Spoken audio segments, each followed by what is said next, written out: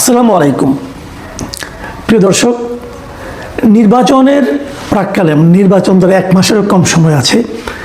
এই সময়ে এসে আমাদের প্রতিদ্বন্দ্বিতাকারী প্রধান রাজনৈতিক দলগুলো যে বিভিন্ন জোটে একত্রিত হয়েছিল, সেই প্রধান একটা জোটে একটা ভাঙনের শব্দ শোনা যাচ্ছে।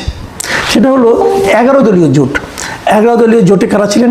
জামায়াতে ইসলাম এবং ইসলামপন্থী কয়েকটা দল মিলে এই জোটটা গঠন করা হয়েছিল। সেই জোটে একটা ভাঙনের শব্দ শোনা যাচ্ছে এবং সেই ভাঙনের শব্দ কিন্তু আদর্শিক কারণে নয়। ভাঙনের শব্দ হলো আসন ভাগাভাগি নিয়ে। এই জায়গাটাতে এই যে কারণটা, এই কারণটার জন্য আমি এই ব্যাপারটাতে খুব ইন্টারেস্ট ফিল করছি এবং আপনাদের সঙ্গে আলোচনা করছি। একটা জোট কিন্তু হতেই পারে, ধরেন প্রায় কাছাকাছি আদর্শ, একটু একটু ডিফারেন্স আছে, এ ধরনের দলের মধ্যে জোট হতেই পারে।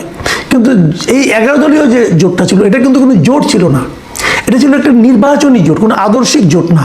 এখানে আদর্শের কোনো মিল নাই, বরঞ্চ উল্টাপাল্টা আদর্শ। যেমন এলডিপি আছে এই জোটের মধ্যে, অলি আহমেদ, উনি খুবই মুক্তিযোদ্ধা এবং মুক্তিযুদ্ধের পক্ষের লোকগুলোতে নিজেদেরকে দাবি করেন এবং জামাত বিরোধী।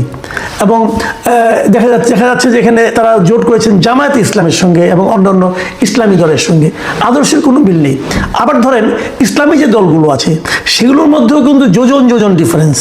এই জামাতে ইসলামের যে রাজনীতি, এটা নিয়ে ইসলামী আন্দোলন, যেটা চরমনের পিএইচজিআর দলটা আছে, ওনারা কিন্তু অনেক আক্রমণাত্মক কথা তারা জামাতে ইসলাম সম্পর্কে বলেছেন এবং এমনও বলেছেন যে জামাতে ইসলাম করলে পরে মানুষের তার ইমান নষ্ট হয়ে যেতে পারে, এমন কথা বলেছেন।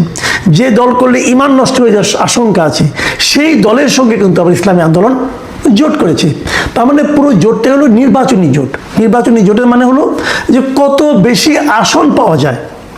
এবং এই জোটটার আপনারা যেটা মনে করতে পারেন, এই জোটটার শুরুটা কিন্তু হয়েছিল ইসলামী আন্দোলনের মাধ্যমে। এই প্রথম উদ্যোগটা কিন্তু ইসলামী আন্দোলনই নিয়েছিল এবং তাদের একটা থিওরি ছিল, সেটা হলো ওয়ান বক্স পলিসি। মানে ইসলাম পছন্দ যে দলগুলো আছে, যে মানুষরা ইসলামের কথা শুনে ভোট দিতে চায়, ইসলাম পছন্দ যে ভোটারগুলো আছে, তাদের ভোটগুলো একটা বাক্সে কি করে আনা যায়, এই ছিল মূল লক্ষ্য। এবং এই মূল লক্ষ্য নিয়ে তারা কিন্তু প্রথমে 5টা দল মিলে একটা জোট করে। সেই 5 দলের মধ্যে কি ছিল? তারা ছিল ইসলামী আন্দোলন ছিল, তার সঙ্গে ছিল বাংলাদেশ খেলাফত মজলিস, এই যে মামুনুল হক সাহেবের দলটা, এটা তার সঙ্গে ছিল কেবল একটা আছে খেলাফত মজলিস, আর একটা হলো বাংলাদেশ খেলাফত আন্দোলন, এবং তার সঙ্গে যুক্ত হয়েছিল বাংলাদেশ নিজামে ইসলাম পার্টি। এই 5টা দল মিলে তারা প্রথমে একটা জোট করে। এই জোটের 5 জনের সঙ্গে 6ষ্ঠ দল হিসাবে যুক্ত হয় বাংলাদেশ জামায়াতে ইসলাম। তাহলে 6 দলীয় জোট হলো। তারপর আরও 2টো পার্টি এর সঙ্গে যুক্ত হয়। একটা হলো জাতীয় গণতান্ত্রিক পার্টি বা জাগপা, আর একটা হলো বাংলাদেশ ডেভেলপমেন্ট পার্টি বা বিডিপি। এই দুটো যোগ হওয়াতে দলের সংখ্যা দাঁড়ায় 8টা। এই 8টা দল একসঙ্গে মিলে বেশ কিছুদিন বিভিন্ন সময় আন্দোলন, বিবৃতি, বিভিন্ন কথাবার্তা তারা কিন্তু বলেছে এবং সবাই ধরে নিয়েছিল এই 8 দলের একটা জোট হচ্ছে। এবং সেই জোট যখন হচ্ছিল, তারপর এই শেষ দিকে এসে, শেষ বেলায় এসে আরও নতুন 3টা দল এখানে যুক্ত হয়। এবং ইসলামী আন্দোলনের বক্তব্য না হলো অভিযোগ বলি আমি, ইসলামী আন্দোলনের অভিযোগ হলো এই যে আরও 3টা দল যুক্ত হয়েছে, এই 3 দলের সঙ্গে যুক্ত হওয়া এবং আসন ভাগাভাগি, এই কোনো প্রক্রিয়ার সঙ্গে ইসলামী আন্দোলন ছিল না। এটা ওদের বক্তব্য। সেই 3টা দল কি কি? একটা হলো জাতীয় নাগরিক পার্টি এনসিপি, আরেকটা হলো আমার বাংলাদেশ পার্টি যেমন এবি পার্টি, আরেকটা হলো অলি আহমেদ সাহেবের লিবারেল ডেমোক্রেটিক পার্টি বা এলডিপি। এই 3টার যুক্ত হওয়ার সঙ্গে কিন্তু অন্য জোটের অন্য দলরা অতটা ওয়াকিফাল নয় বলে তারা অভিযোগ করেছেন। ঠিক আছে, তারপরেও তারা চলছিল এবং জোটটাকে আপাত দৃষ্টিতে 11 দলীয় জোট, 11 দলীয় নির্বাচনী জোট এবং একটা শক্তিশালী জোট হিসেবে হয়তো কেউ মনে করছিল।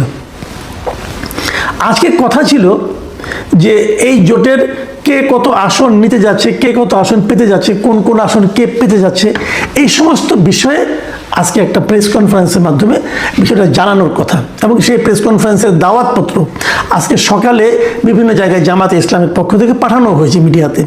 আবার 2টো 2:30টার দিকে পরবর্তী সময়ে এই জামাতে ইসলাম আরেকটা বিজ্ঞপ্তি দিয়ে জানিয়েছে যে তাদের সেই যে 4টার দিকে যে প্রেস কনফারেন্সটা হওয়ার কথা ছিল, সেই প্রেস কনফারেন্সটা আপাতত স্থগিত করা হয়েছে। এখন সকালে ডাকা হলো, দুপুরে স্থগিত করা হলো, কারণটা কি?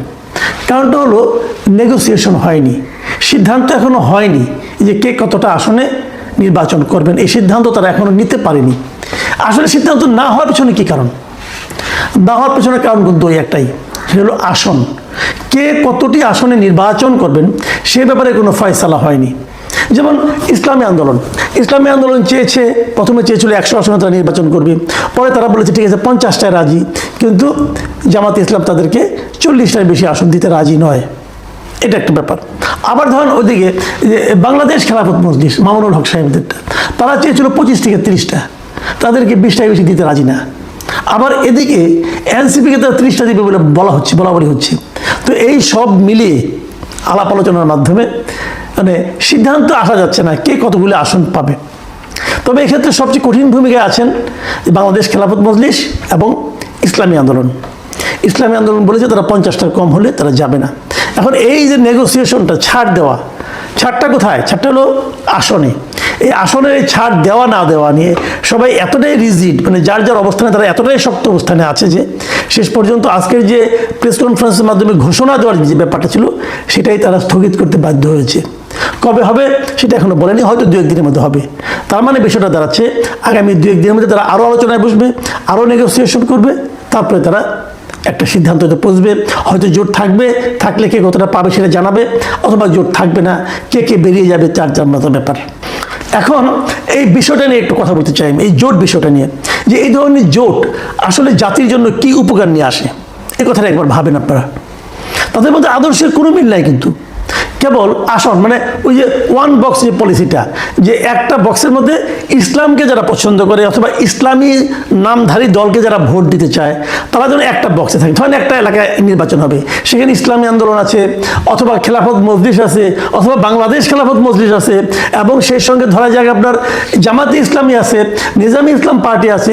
এরা সব তো আপনার হলো গিয়ে ইসলাম নামধারী দল, মানে এরা সবাই নিজেদের মতো করে বলতে চায় যে আমাদের দলকে ভোট দিলে আমরা ইসলাম কায়েম করব। তাহলে যে সমস্ত সাধারণ মানুষ বুঝে হোক না বুঝে হোক ইসলামী দলকে ভোট দিতে চায়, তাদের ভোটটা কিন্তু এরকম 4-5 ভাগ হয়ে যাচ্ছে। এই জিনিসটাকে এড়ানোর জন্যই কিন্তু ইসলামী আন্দোলনের পক্ষ থেকে প্রস্তাবটা ছিল যে ওয়ান বক্স পলিসি, মানে ইসলামকে যারা পছন্দ করেন তারা সবাই একটা বক্সের মধ্যে ভোট দিবেন, যাতে নাকি তাদের মানে আপনার প্রার্থী সংখ্যার আপনি নির্বাচিত হওয়ার সম্ভাবনা বেড়ে যায়। পলিসি নির্বাচনের বিচারে খুব ভালো, কিন্তু রাজনীতির বিচারে কি ভালো? দেখুন, ইসলাম তো একটা, জিনিসটা খেয়াল করুন, ইসলাম তো একটা। হযরত মুহাম্মদ সাল্লাল্লাহু আলাইহি ওয়াসাল্লাম যে ইসলাম করেছেন সেই ইসলামে তো উনি কোনো শাখা প্রশাখা বানান নাই, উনি একটা ইসলাম বানিয়েছেন। সারা দুনিয়ার জন্য একটা ধর্মগ্রন্থ কোরআন আছেন, তো একটা কোরআন যেখানে আছে এই কোরআনের অনুসারী তো একটাই হওয়া উচিত ছিল, এতগুলি কেন? তার মানে এই কোরআনের বিভিন্ন ঘটনা প্রবাহে বিভিন্ন আয়াতের ব্যাখ্যা এবং কোরআন ভিত্তিক জীবনযাপনের জন্য যে ব্যাখ্যা আছে সে ব্যাখ্যায় কিন্তু ভিন্নতা আছে। ব্যাখ্যায় যদি ভিন্নতা থাকে, ভিন্ন ব্যাখ্যার সবগুলো যা সঠিক হবে না, যদি সবগুলি সঠিক না হয় হয়তো একটা সঠিক হবে, বাকিগুলো ভুল হবে। এখন কোনটা ভুল কোনটা সঠিক এটা আমি আপনি সাধারণ মানুষ আমরা কেমনে বুঝবো? ওনারা বুঝেন, এবং ওনারা এতটাই বুঝেন যে নিজেরটা ছাড়া বাকিগুলিকে মোটামুটি বলেন যে ওখানে গেলে ইমানই নষ্ট হয়ে যাবে, তারা এমন কথাও বলেন। তাহলে আমরা কোন দিকে যাব? এখন তারাও কিন্তু মিলতে পারছে না, তাদের যে বিভেদটা এটা কিন্তু নৈতিক কারণে, তাদের বিভেদের কারণে তারা আলাদা আলাদা দল করেছে ইসলাম নাম দিয়া, কিন্তু ভোটের ক্ষেত্রে এক হয়েছিল। তাহলে তাদের কাছে কিন্তু আদর্শের চেয়ে ভোটটা ছিল বড়। ব্যাপারটা খেয়াল করুন, তাদের কাছে কিন্তু আদর্শিক কারণটা মূল না, ভোটটা মূল। আদর্শিক কারণে তারা একত্র হতে পারে নাই, আদর্শিক বিরোধ থাকলে সেটা আলোচনা হতে পারতো, ওই আলোচনা তারা কখনোই করে না, তারা চিন্তা করে ভোট। তাহলে যারা ভোটের কথা চিন্তা করে ইসলামী আদর্শের বিপরীতে, তাদের উপরে আপনার কতটুকু ভরসা রাখবেন এটা আপনাদের ব্যাপার, আমার কোনো বক্তব্য নাই এখানে। কিন্তু আমার প্রশ্নটা অন্য জায়গায়। আমার প্রশ্ন হলো, এখনই ভোট নিয়ে যে ঝামেলা, আসন নিয়ে যে ঝামেলা, যদি বাই চান্স এরা নির্বাচিত হয়ে যায়, যদি এরা ক্ষমতায় চলে যায়, তখন কি হবে? তখন তো আবার মারামারি বাঁধবে, না আমি ক্ষমতায় যাব, আমি ক্ষমতায় এই ইসলাম প্রয়োগ করব। জামাত বলবে আমরা ক্ষমতায় এসেছি, আমরা এই ইসলামটা কায়েম করব। ইসলামী আন্দোলন বলবে না, এটা আসলে প্রকৃত ইসলাম না, প্রকৃত ইসলাম আমাদেরটা, আমরা এই ইসলামী শাসন ব্যবস্থা কায়েম করব। তাহলে শেষ পর্যন্ত হবেটা কি ভাই? মানে সামান্য ভোটের জন্য তারা একত্র হতে পারে না, যেটা কোনো ইম্পর্টেন্ট বিষয়ই না, যেটা একটা পুরোপুরি একটা জাগতিক বিষয়। সেই ভোটে যদি তারা পাশ করে যায় তখন কি হবে? তখন তো মারামারি আরো বড় বাঁচবে। তার চেয়ে বরং আগের বাজারই ভালো, পরের বাজারে চেয়ে একটা আন্ডারস্ট্যান্ডিং এখনই হয়ে যাক, দেখি কে জিতে কে হারে। তো এখন এই যে বিষয়গুলো আমি সবসময় বলি যে এই যে জোটগুলি হচ্ছে না, এদের বিবেচনায় আসলে এদেশের মানুষের জীবনযাপন কী হবে, এদেশের মানুষের উন্নয়ন কীভাবে ঘটবে, এদেশের মানুষ কোন ইসলাম গ্রহণ করবে অথবা কোন ইসলামী জীবন ব্যবস্থা তারা চলবে, এগুলি এদের বিষয় না। এদের বিষয়টা হলো তাদের কাছে মনে হয় এই দেশটা না একটা বিশাল একটা কেক, যে আমরা কেক খাই না, পুডিং খাই কেটে কেটে, বিশাল একটা কেক। এখন এই কেকের কে কতটুকু অংশ কেটে নেবে তাদের লক্ষ্য হলো ওইটা। তারা দেশটা নিয়ে ভাবে না, এই দেশের উপর তাদের নিয়ন্ত্রণ কতটুকু থাকবে তারা ওইটা ভাবে। এই যে গতানুগতিক রাজনৈতিক যে একটা প্রবাহ, যে গড্ডালিকা প্রবাহ, এই প্রবাহে আমরা কি ভেসে যাব নাকি আমরা এই প্রবাহের বিরুদ্ধে দাঁড়াবো? এটাই হচ্ছে আমাদের আগামী নির্বাচনের আমাদের ভোটারদের দিক থেকে আমি মনে করি মূল চিন্তার বিষয়।